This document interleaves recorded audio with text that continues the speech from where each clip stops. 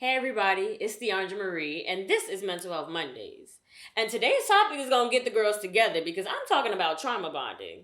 It's important to talk about trauma bonding because a lot of us don't even realize that we're in these relationships, whether they're with our families, our friends, or our partners. I didn't even realize I was trauma bonding until my therapist got me all the way together earlier this year. So let's just jump right in. Psychology today points out that trauma bonding lives in the nervous system, and the brain makes associations between love and abuse or neglect. So, if we're used to associating love with abuse or neglect, then we're going to seek out partners who are abusive or unavailable because we just think that's what we deserve. Trauma bonding is a hormonal attachment created by repeated abuse and then sprinkled in with being saved every now and again. This can look like having a relationship with someone who is physically, verbally, or emotionally abusive, and then a few hours or a couple days later, they come back, they say sorry, they give you a gift, or they promise they won't do it again. And it's important to keep in mind that trauma bonding as an adult can stem from childhood trauma. And I'm sure most of us can agree that's what a lot of us are working through and healing from. The reason why trauma bonding is crucial to identify in yourself and in others is because there's not an actual connection there. In my opinion, the reason we seem to connect with toxic people as friends and partners is because our respective traumas are playing themselves out in real time.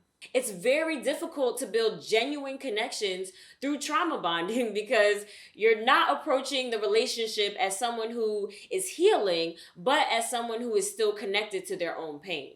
And I've been involved in friendships that I thought were real, but were really just trauma bonding. I honestly used to think that someone oversharing with me was a good sign. And I thought I was special. I thought I was liked. And my therapist told me that's a red flag. No one should be dumping all of their trauma and their baggage on you when you first meet.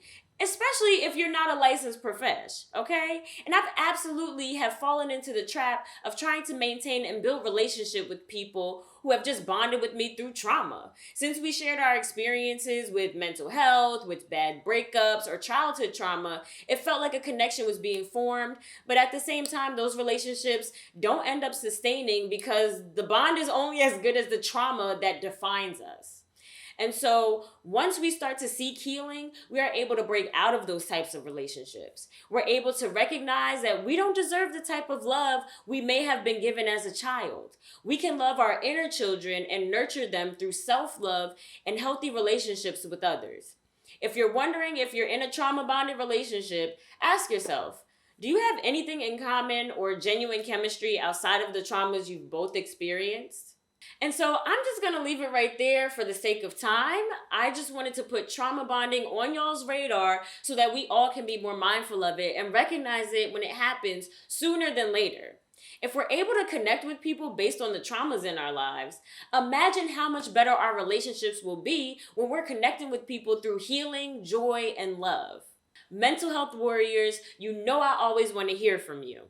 Drop a comment on your experiences with trauma bonding and how you've overcome those relationships.